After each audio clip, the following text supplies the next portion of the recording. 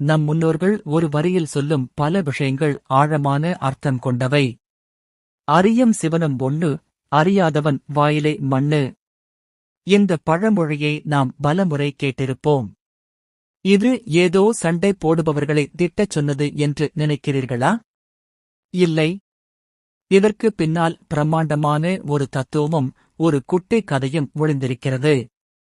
சைவம், வைணவம் என்ற பேதம் இல்லாமல் இறைவன் ஒருவனே என்பதை உணர்த்த உருவானதுதான் இந்த பழமொழி. ஆனால் இதில் வரும் அறியாதவன் என்ற வார்த்தைக்குள் ஒரு அழகான சிலேடை ஒளிந்திருக்கிறது. பொதுவாக அறியாதவன் என்றால் விவரம் தெரியாதவன் என்று பொருள். ஆனால் ஆன்மீக ரீதியாக இதை அறியாதவன் என்று பிரிக்கலாம். அரியாகிய திருமால் யாதவ குலத்தில் கிருஷ்ணனாகப் பிறந்தார்.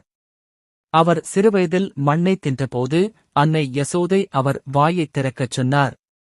அப்போது அந்த சிறுவன் வாய்க்குள் 14 லோகங்களும் தெரிந்தன. இங்கேதான் ஒரு நுணுக்கமான தத்துவம் இருக்கிறது. இறைவன் ஒருவனே.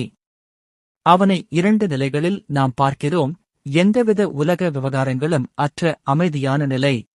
உலக இயக்கங்களை, லீலைகளை நடத்தும் நிலை. கிருஷ்ணன் தன் வாயில் உலகத்தைக் காட்டிய போது, இந்த உலகம் முழுவதும் எனக்குள்தான் இருக்கிறது என்ற சகுண தத்துவத்தை உணர்த்தினான்.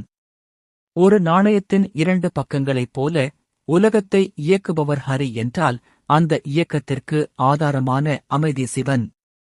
அறியாதவன் வாயில் மண்ணு என்பதற்கு இன்னொரு பொதுவான அர்த்தமும் உண்டு. கடவுளைப் பிரித்து பார்த்து பேதம் பேசுபவன் அறியாமையில் இருக்கிறான்.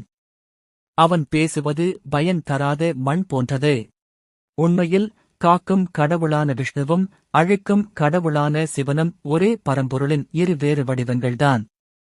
இதை உணராதவர்கள் அறியாமையில் உழல்கிறார்கள் என்பதே இதன் நிதர்சனம். மண்ணை தின்று அந்த அறியாதவன் காட்டியது வெறும் மண்ணல்ல, ஒட்டுமொத்த பிரபஞ்சமும் ஒருவனே என்பதைத்தான். நாணயத்தின் 2 பக்கங்களைப் போல சிவன் அமைதி என்றால் ஹரி இயக்கம். இந்த உண்மையை புரிந்து கொண்டால் நம்மிடையே பேதங்கள் மறைந்து அமைதி நிலவும். இனி இந்த பழமொழியைச் சொல்லும்போது அந்த ஏக பரம்பொருளை மனதார நினைத்துக் கொள்வோம்.